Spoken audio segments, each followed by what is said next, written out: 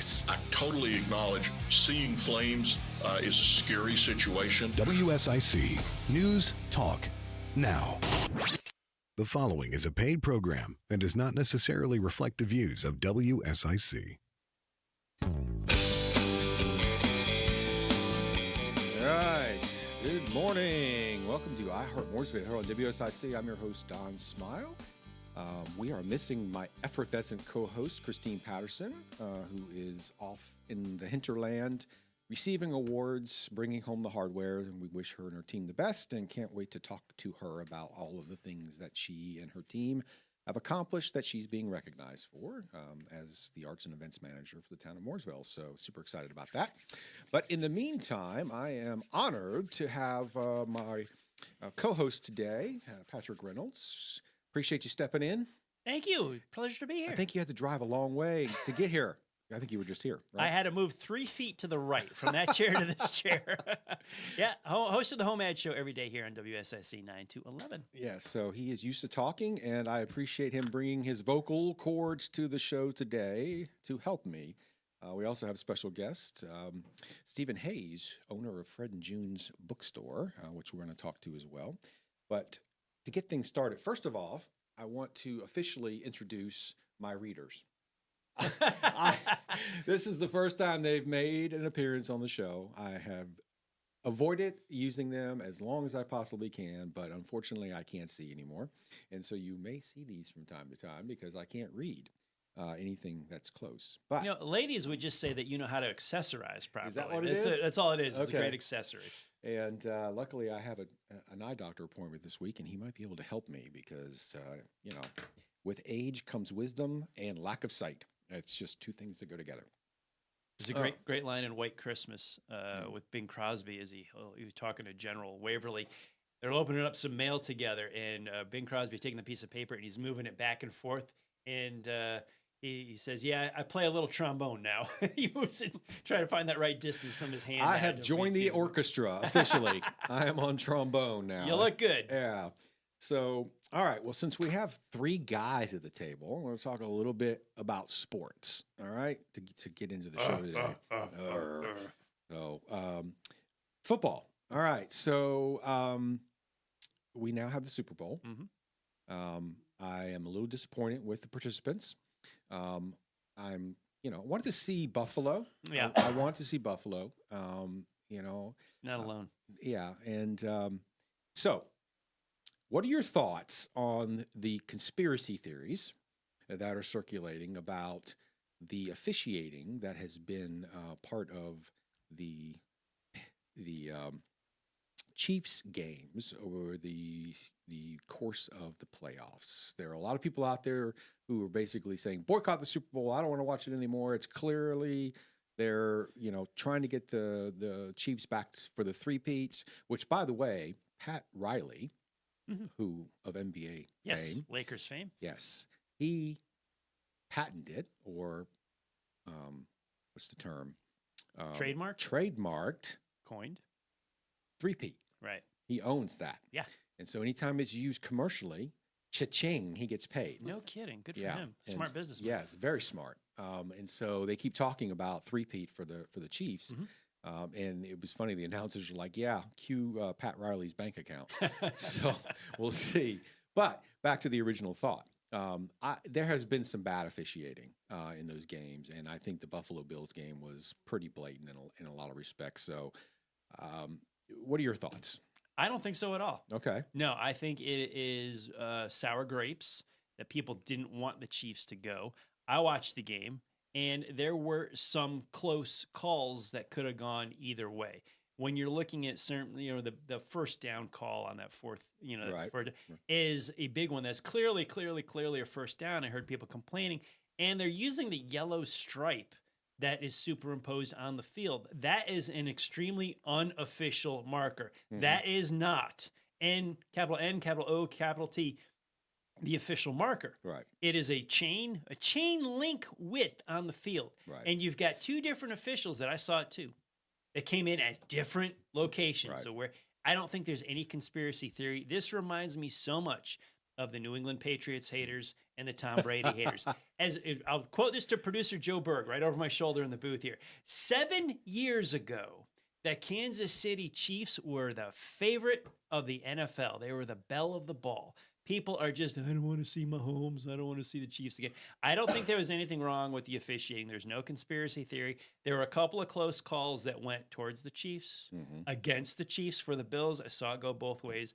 I think it's whiners of New England Patriots and Tom Brady haters. And so here we are back again. You're just Kansas City Chiefs haters. I find it very interesting that people Mahomes haters. I don't have a fight. They win. Go dog in the fight. They win. People like them. They win too much. Right. You don't like them anymore. Joe, Bingo. I know you got something to say. Joe, Definitely. All Bring right. him in. Exactly what Patrick said. Honestly, I think there were more calls against the Chiefs that were questionable than against the Bills that were questionable. 100%. Okay. There was the false start against the Chiefs that should have been an offsides on the Bills. Should have been the Bills. There was the offsides on the extra point attempt for the Bills that was perfect timing by the defensive player. Shouldn't have been offsides. The Bills then missed the 2-point conversion after that, so it didn't even matter. But there were controversies both ways, and everybody wants to talk about the catch, the interception, the ball hit the ground. We've seen it for years. If you have the ball secured, it's allowed to hit the ground as Correct. long as it doesn't move. Correct. And if you're not sure, the call on the field Goes to the offense. stands. Yeah, and the tie always goes to the offense. Yes. Right. Yeah. So We followed the rule book. Here's my question though. With technology as it is today, why are we not in a position to have a chip in the ball that is undisputable? The line, you either cross it or you don't. And the same thing with the goal line, because in those scrums, you can't tell where the ball is. That's a eyeball call, right? Look at what tennis has. Yes. For a ball on the line and the amount of technology that they have. How does the NFL not have that? It can be done. Yeah. Why they're not doing it, I don't know. I don't know. Right? NASCAR does it with pit stop Yes. penalties with the paint in the Yes. box. They have GPS on the cars. They have electronic Yes. wires in the pavement. They have scoring loops Yes. within the asphalt. It's all there. The point is why that the the- NFL does it, I don't know. The NFL's got to move into the 21st century on this because it just causes too much confusion. And to me, it can be done.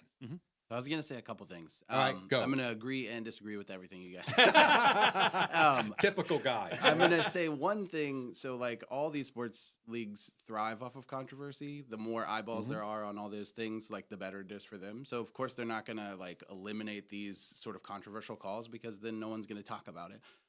We're sitting here talking about this because of the controversy. If that went away because they added chip technology, like, what is really in it for them from a commercial standpoint? The other thing is, I like all the talk of Tom Brady. It was funny because there was that ESPN graphic that did show that the calls very heavily favored the Kansas City Chiefs in basically all of their last playoff games since Tom Brady was quarterbacking Tampa Bay. So, like, after that, Kansas City's been very heavily favored in the calls, but before that, it was Tom Brady. So it went strictly from the Tom Brady successful conversation to the Patrick Mahomes successful controversy. So, like, that's what it's going to be. It's going to continue to be. We have to have a figurehead that we hate in sports. That's now the Kansas City Chiefs instead of the New England Patriots. Well, this conversation can go on forever. We'll be right back here on iHeart Mooresville. Stay in the know with all things Mooresville. Heart Mooresville continues next on 105.9, 100.7 WSIC. Well, our sunshine is back today. Temperatures getting a little warmer, too. For the afternoon, most of us should climb into the upper 50s to finish off our Tuesday. We'll go back chilly again tonight, but stay above freezing as temperatures only drop into the mid and upper 30s under a mostly clear sky. Into our Wednesday we go, easily our warmest day of the week as temperatures climb into the mid and even upper 60s. Remember when we were in the 20s for highs last week? That's your forecast from the WSIC Weather Center. I'm meteorologist Chase Myers. The app with Lake Norman deals. The WSIC app is out now, wherever you get your apps.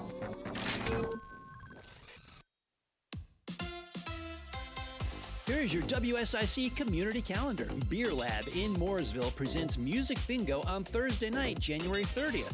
4 rounds begin at 7 p.m. with a chance to win prizes for each round. Don't miss Ghostface Brewing's beer lineup and their menu of pizza, wings, and salads. Beer Lab on Broad Street in Mooresville presents Music Bingo on Thursday.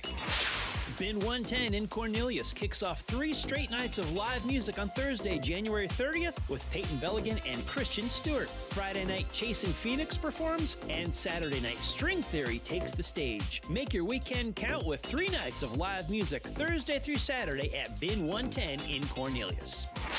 On Friday night at Micaiah's Bar and Live Music, Rumor Mill performs their first show of 2025. Come listen to the classic rock songs and sounds of the 70s, 80s, and 90s with Rumor Mill at Micaiah's in Mooresville, Friday night at 9:30. The Statesville Chamber of Commerce presents the kickoff event for Surge, a group for young professionals of Iredell County, on Friday night at the Watering Hole on West Broad Street in Statesville. Surge fosters relationships, develops business opportunities, supports civic involvement, and promotes an overall investment in the future of the community. Join Surge for games, food, and networking Friday at 6 p.m. at the Watering Hole in Statesville. Class is in session at Charlotte Motor Speedway with their selection of racing schools. Buck Baker's Seat Time Racing School was founded in 1980 by 2-time NASCAR champion Buck Baker. Graduates include Jeff Gordon, Tony Stewart, Ryan Newman, and thousands of people just like you. Book now at 704-998-1957. Visit charlottemotorspeedway.com for more details and information. To keep up with all the events happening around the community and much more, including amazing local deals, download the WSIC News app today. All things Mooresville to keep you in the Noseville. Join in the conversation by calling 844-STUDIO-4. Now, back to the show. All right, welcome back to this sports-centric edition of I Heart Mooresville on WSIC. Yeah, we got carried away there. But I do want to talk about another sports-related topic very quickly that's close to my heart. Racing. NASCAR is coming back. Starts this weekend with the Clash at historic Bowman Gray Stadium. I am a traditionalist in racing. I spent 24 years in NASCAR. And so for me, going back to Bowman Gray is a great thing. They've been racing there, since the inception of NASCAR. And it's going to be really interesting to see how those cars navigate that small little bull ring known as Bowman Gray Stadium. But it's going to be a lot of fun to watch. So that's this weekend, interspersed between the NFL playoffs and the Super Bowl. And then, of course, immediately after the Super Bowl, NASCAR season kicks off in full gear with the Daytona 500. Which I've had the privilege to attend many, many times during my career. And it's quite the spectacle. So for all you NASCAR fans out there, the wait is almost over. So welcome back. I'm surprised with the amount of time I spent in the garage, also in NASCAR. Mm-hmm. I never met you until after we were both out of the sport and doing other things. That is ironic. Mike Mooney's another guy. I don't know if you know Mike. Oh, and I know Mike very well. Yeah, he and I, same thing. We're good friends now, but it was kind of coincidental that it was like we never met till we were both no longer working in the sport. And I'm thinking we must have been just like 2 satellites and moons around the garage area, just never quite sure of it. Passed. Yeah. We were both. Where were you? What team were you on? The years you were there, it's like he was in the garage, I was in the garage for years. You were too. Like, never met Mike or you until after we were all not working in the sport. Not working in the sport anymore. And I will say that it was the best time of my life. It's funny, people say, "Oh, it must have been great working in NASCAR." I can tell you a couple things.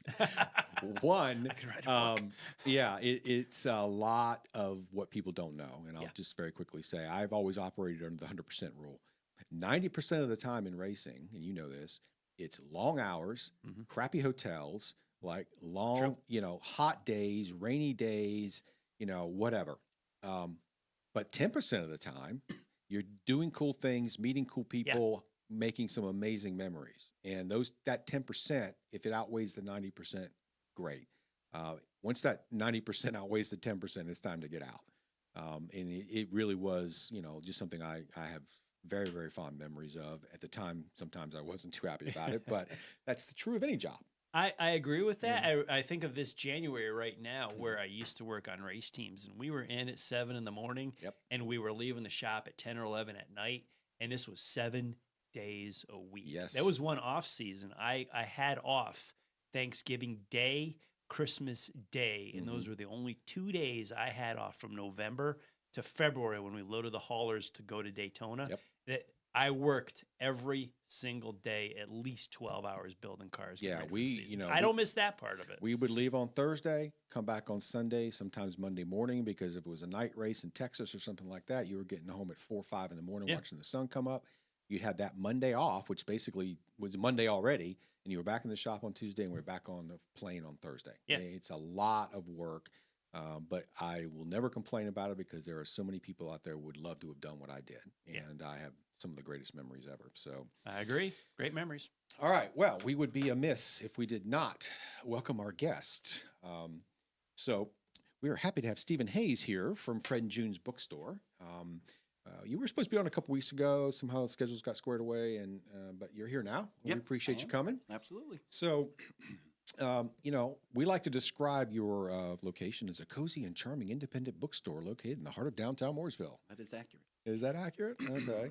So tell us a little bit about Stephen Hayes, and then tell us a little bit about Fred and June's, and what sparked your interest to create a bookstore location in downtown Mooresville. Yeah, of course. So we wanted to open in downtown Mooresville just because we love the community side of it. Oh, are you from Mooresville? So no, not originally from Mooresville. Originally from Texas. Moved to this area, I guess like 13 years ago now. So And what we've been here. attracted you here? Just the fact that, so I come from a small town in Texas. We lived for a little bit in Charlotte. It was just too big. So I know that sounds weird, but there's something about having big city amenities with the feel of a small town community, and that's kind of what Mooresville had to offer. So, because I know I can't replicate what I had back in Texas, because that was a true tiny town that no one's ever heard of, and so you have that very close knit community. Right. But Mooresville has that too, and so it just drew us to the area, and then so it was a no brainer where we wanted to start the business as well, because that's just what it has to offer, and so we like that aspect of it. So yeah, you mentioned Charlotte. My wife and I lived there for a while, and then we moved to Kannapolis, and then we moved to Concord, and then we moved to Harrisburg, where we live now. Yeah. And it's the same thing. Harrisburg is a very small community. It's always had 3 stoplights, right?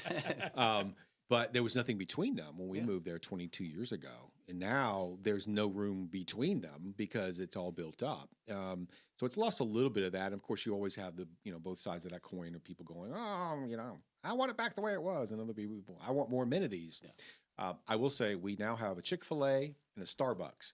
So we're officially on the map. Big city. Big city. Sonic was the thing for us. Really? Back in where I lived in Huffman, we had a Dairy Queen for the longest time because that's their target market, tiny towns where nothing else is.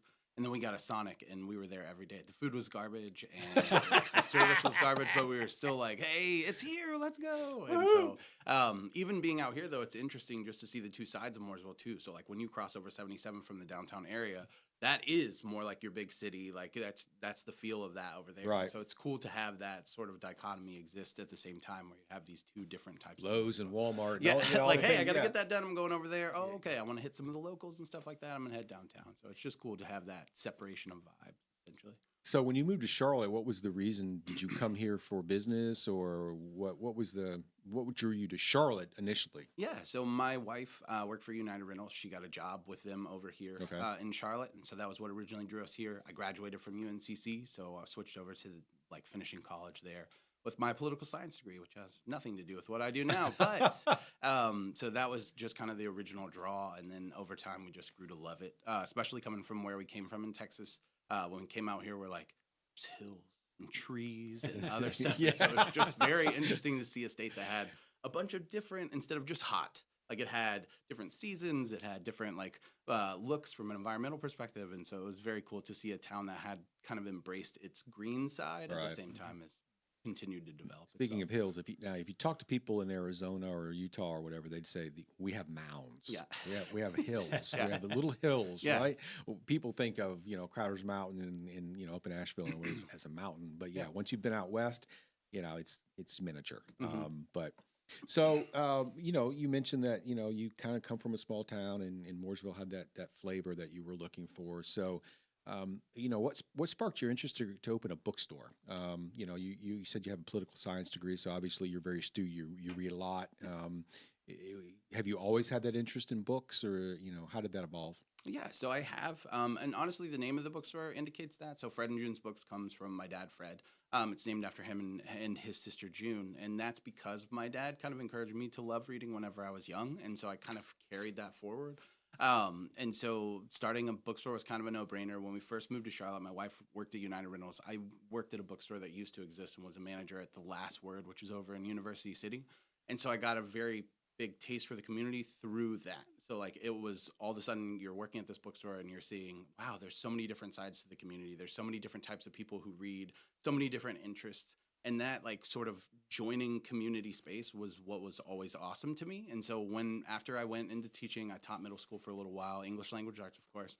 And then decided, my wife and I discussed it, and I was like, I want to go back to the bookstore business. And so like we found the place, we were so excited to get started, and it just kind of followed that natural progression. The love of reading went into the love of reading, teaching that to young kids, and then straight on into the bookstore. It was just a very cool but seemingly nonlinear approach that actually all leads into one another. During the last break, I mentioned to you that I know Jen Guberman, a local author living close by. Fred and June's Books works with her as well as a lot of other local authors as well. What about the balance between like a national publication like The Great Gatsby you probably has on the shelves versus other local authors? How much of the store is local? How much of the store would people recognize as household names? So I'd say like it's still going to be 90% of those household names. You're going to recognize most of the titles in there. We're going to carry the things that people are looking for, but we pride ourselves on our ability to work with local authors. We have a ton of local author events. We do a local author pop-up every single Saturday at the store. So you'll find, if you walk in on Saturday, you'll see a local author. Wow. Every single Saturday we do that. We have our story time every Saturday too, which often features a local children's book author. So we really kind of try to keep that community connection and that connection to our local authors. But obviously you have to have titles that people recognize at the same time so that you can hand sell those local titles. Where you're like, hey, this is also really good. And if you liked this book by Sarah J. Maas, you're going to love this book by Jen Guberman. And so it's kind of having that connection between the two because you have to draw people in first, and then you can sort of start hand selling the local authors there too. Have you found yourself embraced by the community? Do you feel like the community really appreciates Fred and June's? Yes, absolutely. That's been one of our biggest strengths, I guess, is just our community engagement. The way people love our store, they show up for our events, they show up for the things that we do, they show up for our now 9 different book clubs. Like they come out and support what we're doing. And that allows us to give back and like support more for the community too. And so it's kind of just this wonderful like complementary circle essentially. I need to put you in touch with our community outreach supervisor and talk about some kind of collaboration because we're always looking for ways to, engage people intellectually, whether it's children or adults. And book clubs is one of those things that I think is a natural extension of that. And so I know we have some book-based programs in our recreation division too. But having a Parks and Recreation background now. I'm always looking for ways to collaborate with local businesses, and I think that might be a really cool thing. And we've started some partnerships too with the Mooresville Public Library. We have a Hunger Games event coming up in March. We did their speaker series with them at the main branch in downtown. So like it's been very cool to work with the town of Mooresville and each of these individual entities. So any more collaboration, like we're always open for it. Anything to do with supporting the community, like we're right there. Well, with 9 book clubs going on, it sounds like you're busy enough. But we might be able to give you one more. So I'm going to definitely have a conversation with Stephanie Fennell, who heads our community outreach division. But so let's not stop the conversation, but we'll just pause it briefly while we go to break here on WSIC, Heart Mooresville. We'll be right back.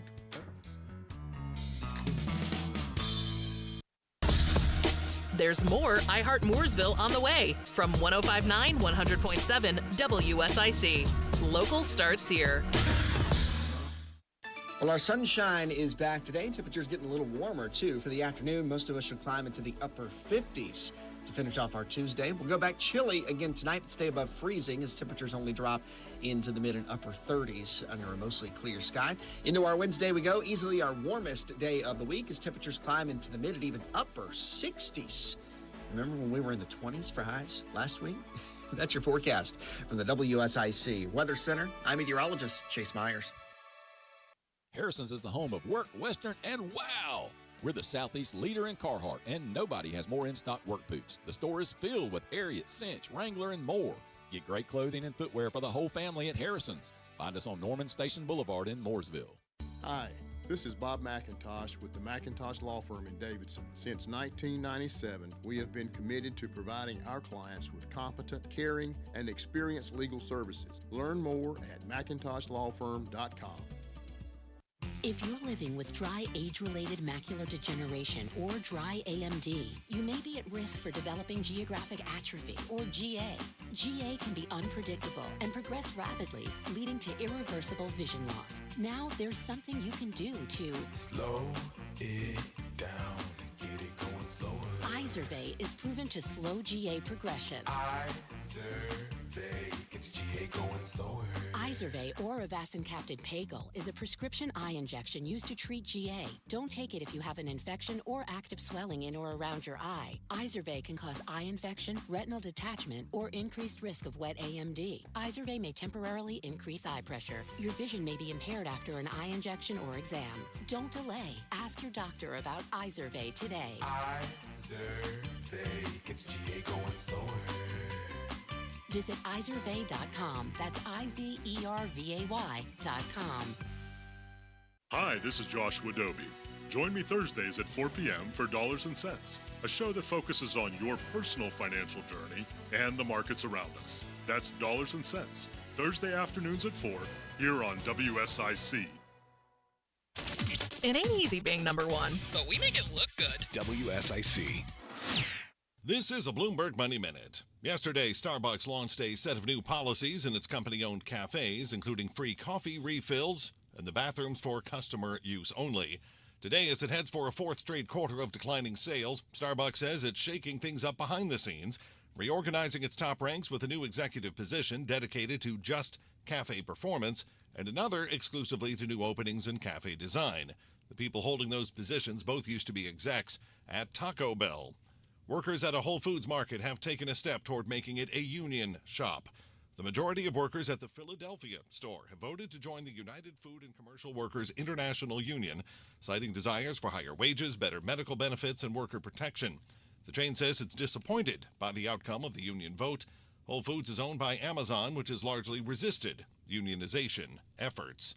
Stock index is higher, Dow and S&P 500 each gaining 0.5%, NASDAQ up 1%. Andrew O'Day, Bloomberg Radio. Who is this? This is 105.9 100.7. WSIC. Local starts here. Mooresville, how we feeling?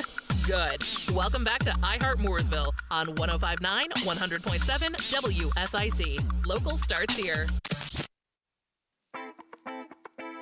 All right, welcome back to Heart Mooresville here on WSIC. I'm your host, Don Smyle, along with my special co-host, Patrick Reynolds. We appreciate you stepping in today. Fun being here, man. Thanks. So most of you know Patrick from his home ad show here every day on WSIC. But, you were talking earlier about racing and being in that circle.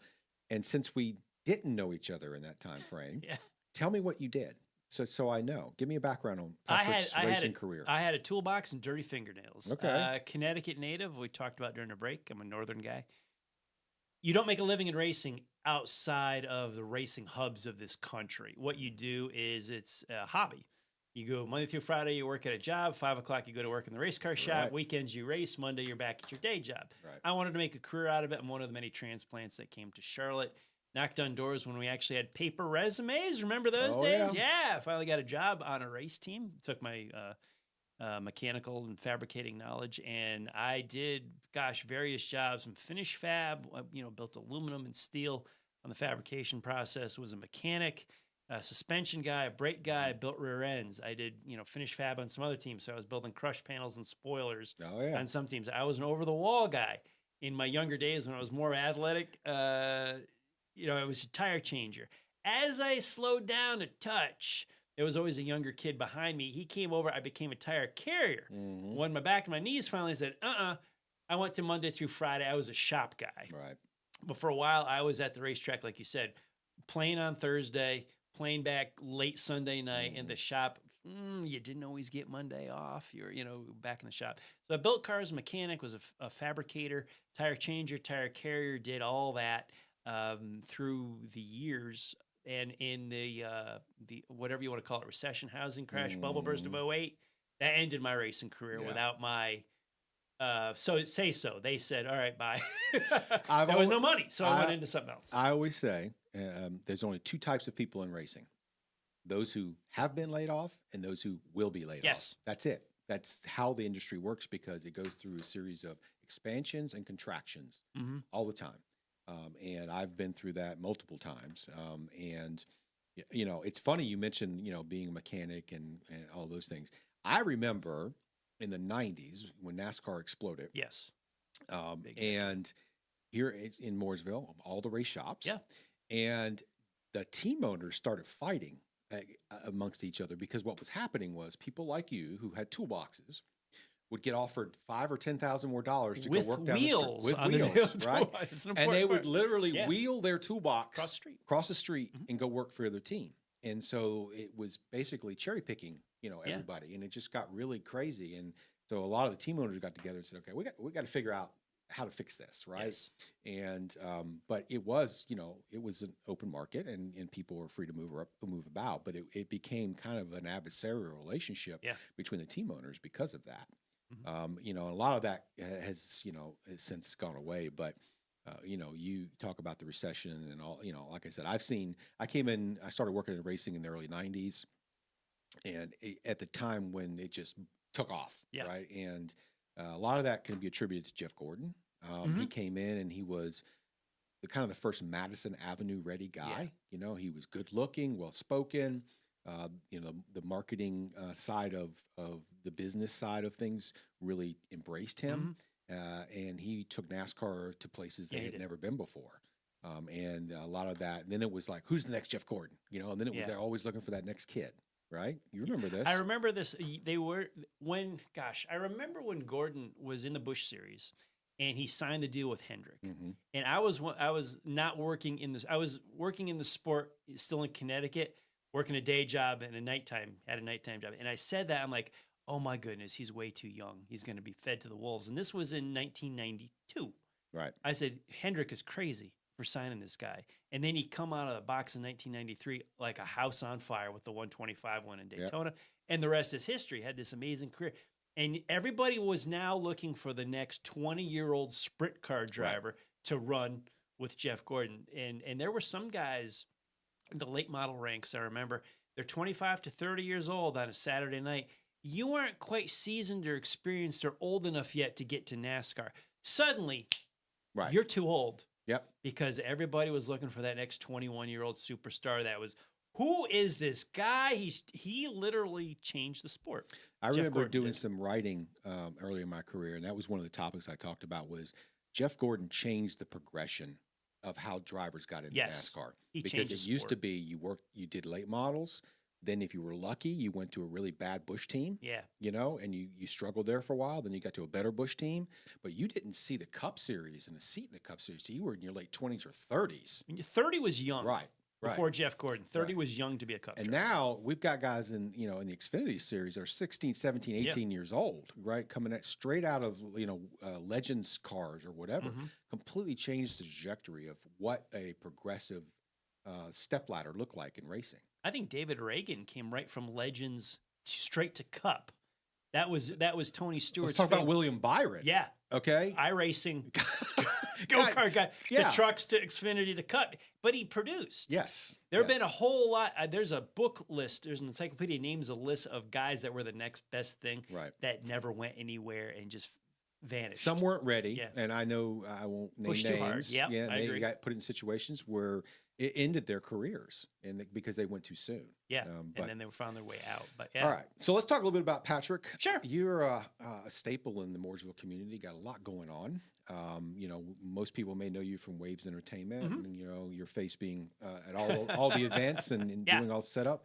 So let's talk a little bit. Tell me a little bit about Waves Entertainment, and then let's talk about your recent acquisition. Right, Waves Entertainment, audio LED company. We produce a lot of the concerts and festivals that are in the area around the Lake Norman, North Charlotte area. We manage the stage at Langtree Live. It, for instance, as one of our, I would say, marquee series that we do every year. The stage is there at Langtree.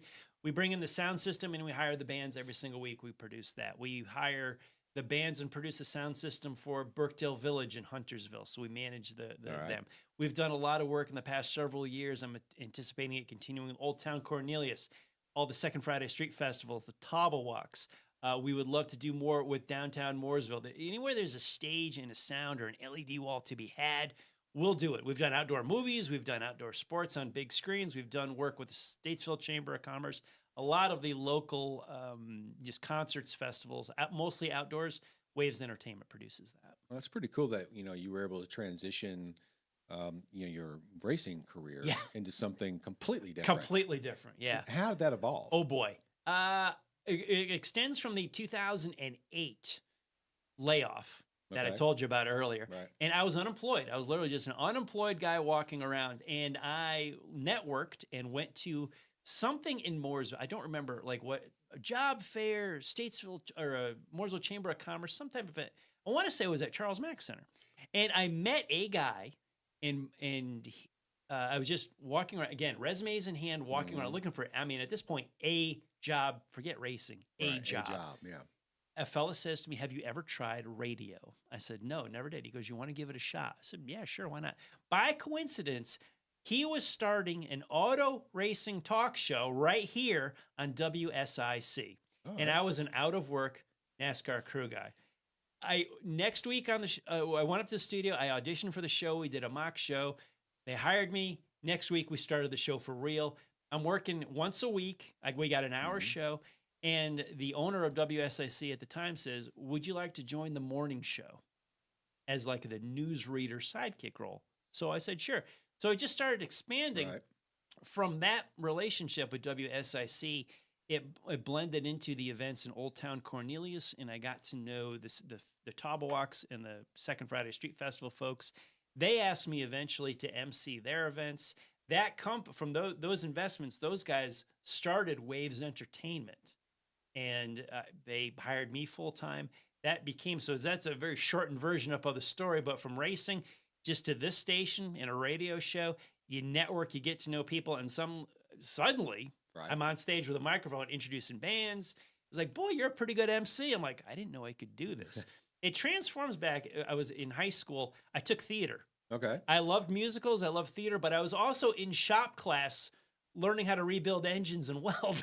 Yeah. I was in I was total unicorn in high school. Nobody does theater and shop. This is true. When I graduated high school, I was all for racing, and that's where I was for decades. And then when this opportunity came back to get on the radio, suddenly all that theater training when I was 14 of projection and enunciation and, here's an audience and engage them. Suddenly this all came back to me.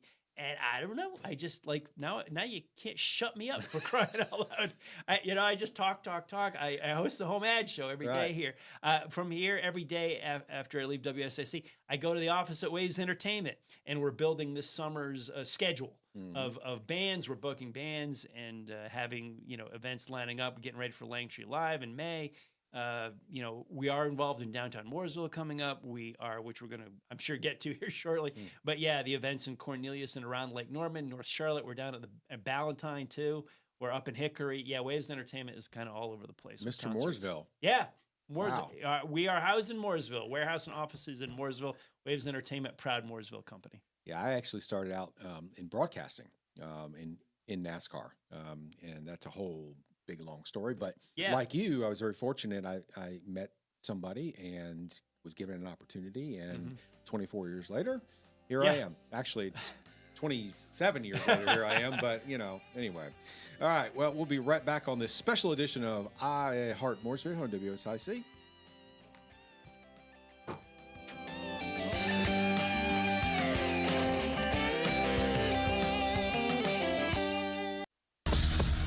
There's more I Heart Mooresville on the way from 105.9 100.7 WSIC. Local starts here. Well, our sunshine is back today. Temperatures getting a little warmer, too. For the afternoon, most of us should climb into the upper 50s to finish off our Tuesday. We'll go back chilly again tonight, but stay above freezing as temperatures only drop into the mid and upper 30s under a mostly clear sky. Into our Wednesday we go, easily our warmest day of the week as temperatures climb into the mid and even upper 60s. Remember when we were in the 20s for highs last week? That's your forecast from the WSIC Weather Center. I'm meteorologist Chase Myers. Here's your WSIC community calendar. Beer Lab in Mooresville presents Music Bingo on Thursday night, January 30th. 4 rounds begin at 7 p.m. with a chance to win prizes for each round. Don't miss Ghostface Brewing's beer lineup and their menu of pizza, wings, and salads. Beer Lab on Broad Street in Mooresville presents Music Bingo on Thursday. Bin 110 in Cornelius kicks off 3 straight nights of live music on Thursday, January 30th with Peyton Belligan and Christian Stewart. Friday night, Chasing Phoenix performs, and Saturday night, String Theory takes the stage. Make your weekend count with 3 nights of live music Thursday through Saturday at Bin 110 in Cornelius.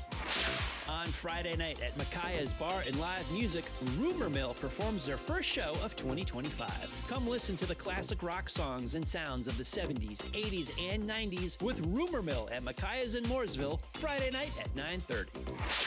The Statesville Chamber of Commerce presents the kickoff event for Surge, a group for young professionals of Iredell County, on Friday night at the Watering Hole on West Broad Street in Statesville. Surge fosters relationships, develops business opportunities, supports civic involvement, and promotes an overall investment in the future of the community. Join Surge for games, food, and networking Friday at 6 p.m. at the Watering Hole in Statesville.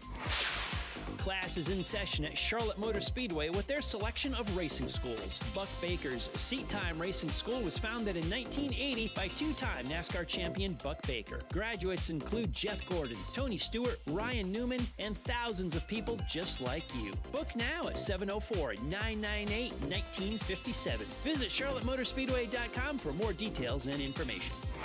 To keep up with all the events happening around the community and much more, including amazing local deals, download the WSIC News app today. I Heart Mooresville. Ooh, we should put that on a t-shirt. Sorry, New York. 105.9, 100.7, WSIC. Local starts here.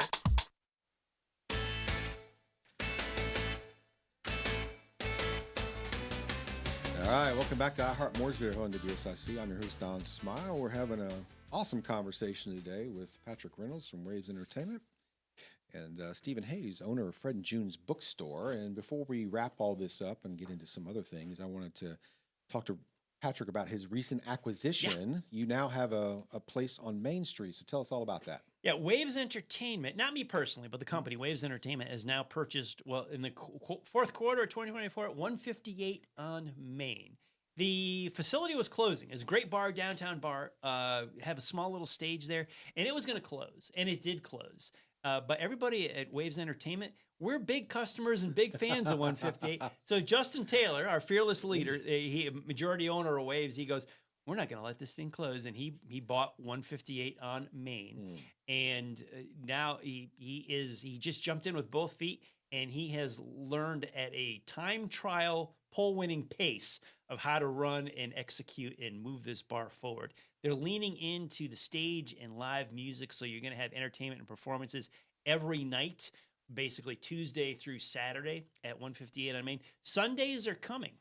Wow. Yeah, so they're closed now, but they're going to have a big Super Bowl party.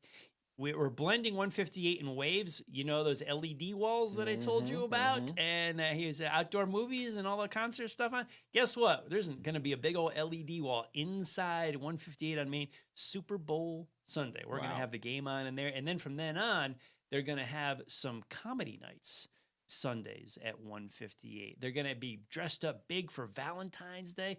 You know, 158 on Main was always known as the Christmas bar, is downtown, and it took a little bit of a turn, a little bit of their unique own original design. This year will be a Christmas bar, this going forward as always, but they'd like to be known also as the holiday bar. So they're going to go big for Valentine's Day. They're probably going to go big for St. Patty's Day and Shamrocks and Shenanigans downtown Mooresville. So 158 on Main is the Waves Entertainment's newest brand. A whole lot of fun stuff coming at 158. Yeah, you know, there is no lack of entertainment in downtown Mooresville. You know, there's always something happening, whether it's the events that Christine puts on. The Downtown Commission does a great job with some of the car events and other things that happen down there. Obviously, you guys are taking it to a new level at 158. And, you know, if you just want to chill out and read a book, then you can go to Fred and June's, you know? There's no excuse for not hanging out in downtown Mooresville because there is always something going on. Fred and June's just a few doors down from 158. If you can park once, right, go to 158. And go to Fred and June's bookstore, and do it all the time. Yeah, bring your cocktails right down there for that Fred and June's, and there's some folks, the people running 158, Justin Taylor, Nick Prestia, Justin's wife Amanda. They're very much getting involved and jumping with both feet in the Mooresville downtown area and the committees.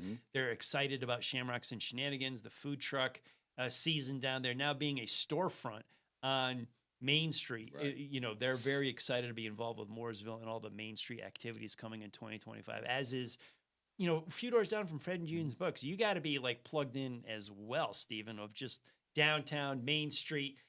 Mooresville provides us with a lot of opportunity to bring people right to our front doors. I think it's great what the Downtown Commission's doing. It's been amazing. That's one of the huge draws for us in general to the downtown Mooresville area is just how coordinated all these events are, how perfect they are for drawing traffic in. Like every time there's an event, Town of Mooresville Downtown Commission, whoever does it, they're like, "Are y'all going to be open?" We're always we're always going to be open. If there's an event that's bringing people downtown, our doors will be open for that because it's a huge boon to all the businesses that locate down there and a huge part of building out the community. So we're in support of all those things. Yeah, and I think the addition of the social district a couple years ago has certainly added an element for being able just to move around, not feel locked into one place, right? Yep. So you can, get your beverage of choice and the approved container and move down the street and check out something else. And now that they're putting in some pedestrian friendly areas, I know that Moore Avenue there between Main and Church is closed off and it's pedestrian friendly, which I think is kind of cool. They'll see more of that. I know that John Franklin Moore Park is going to expand, and they'll have Causeway or whatever all the way down to Moore Park. It's on the agenda because they want to connect those two things. They want to bring Moore Park into the downtown area and make it something that people can easily walk to and fro. And bring Merino Mill into the downtown family as well. So a lot going on in Mooresville. We heard Christine this morning on Good Morning LKN. She mentioned the parking garage. It's on the plan. It's still going to take several years to build this, but when eventually it'll be in place. Correct. And the parking and the infrastructure will be. And I wanted to point out that, like I mentioned, the Mooresville Downtown Commission, a lot of things that happen in downtown Mooresville fall under different umbrellas within the town. Town of Mooresville does stuff. MDC does stuff. Charles Mack Citizen Center does stuff. Park and Recs does stuff. It's not just all, hey, Mooresville. I mean, it is all under one umbrella, but there's different people operate. Total team effort on the town to provide everything. Like Stephen and I, Fred and June's Books, 158. We benefit, but it's a cooperation of you and all the entities within Mooresville. So I'm going to take time to thank you for that. Of you, all the committees and different offices. We know when it gets to committees, boards, government, it's not easy to align, but you guys do a great job to provide downtown businesses in Mooresville with an opportunity to engage the community. We appreciate that, and I will certainly give a shout out to Christine and her team. And I will say that I think the catalyst for a lot of this cooperation that we're seeing now was the 150 celebration, because once that became a priority for the town to celebrate its 150th birthday, and we realized the scope of some of the events that we're creating, it required input from so many different, so many different bodies: the Downtown Commission, the CVB, the police, fire, local businesses. All of those had a say and had a stake in the success of that, but also in the execution. And I think once those voices got in a room and started communicating with each other for the purpose of the 150, it just kind of went, oh, we probably need to do this like all the time, right? And again, I think that sometimes events thrust you into situations where opportunity is created. And in this situation, I think the opportunity was to have a more cohesive structure to downtown events, and the things that you mentioned, and having voices, having everybody involved, and understanding. Let's figure out what this looks like long term, and let's make sure we're all on the same page. And everybody has a voice and has a stake in it. And so it's been a great thing, that the 150 created that opportunity. But I think it's even better now that there is an alignment of voices amongst all of those. Waves Entertainment provided some staging, some audio, some music during that year-long 150th celebration. And I think for almost every event, we had a different group of people that we spoke with, but it was seamless. Just because 10 different emails, 10 different people for all the various events, different phone calls, but it really, that 150th celebration all year long went pretty smooth for us, even though we talked to a lot of different people from different departments. Mooresville, if that was the start of it, you really look good, and you just gotten better sense of all the departments interacting with each other. Now you've created this great downtown community that Stephen and I can reap the benefits of. Yeah, and Christine's team, is kind of now taking the charge on the downtown events, and big shout out to her. She's not here, but she knows how much we love her, and we will see her next week. So let's, while we have a few minutes left, I want to talk about some of the things going on in Parks and Recreation and Arts and Events. The biggest two things that I want to talk about: Spring Ball, which is always a big, very popular thing in the community. Registration opens February 3rd at 9 a.m. So mark your calendars, February 3rd, 9 a.m. if you want to get your son or daughter into Spring Ball. And visit MooresvilleRecreation.org to sign up and learn all the details. And a big shout out to Latasha Singletary and her team on the Recreation Division for Parks and Recreation, where she is hosting the first annual Summer Camp Expo on February 15th at Charles Mack from 10 a.m. to 2 p.m. And it's free, open to the public. And this is an opportunity for you to learn about all the opportunities for summer camp, not just in the Parks and Recreation Department. She had a vision that there's a lot of organizations out there that provide summer camp activities for kids. And because there's only a limited number of spots available in the Parks and Recreation ecosystem, let's expose the rest of the community to all these other opportunities that exist. And so we're going to get all these organizations together in the same room. Again, on February 15th from 10 a.m. to 2 p.m. at the Charles Mack Citizen Center.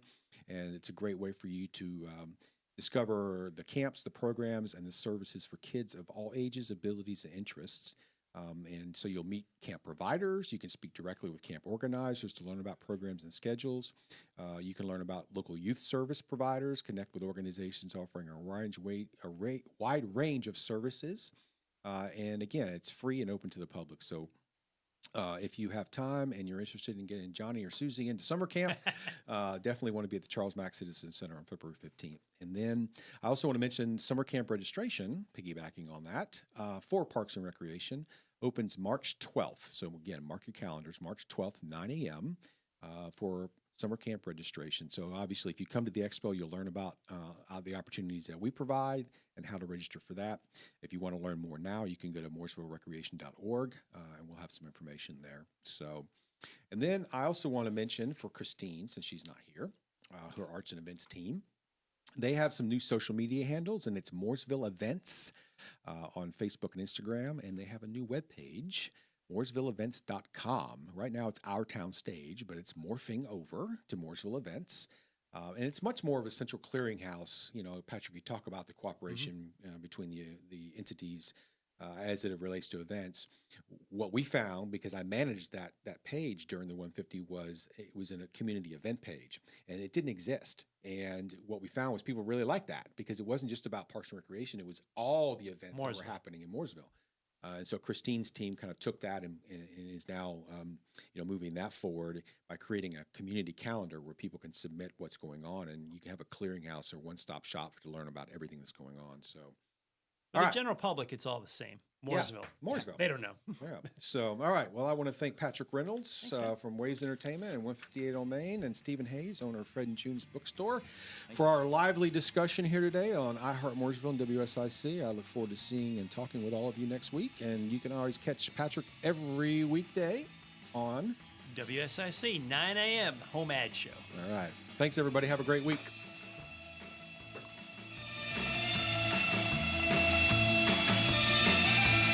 Serving you better than ever before.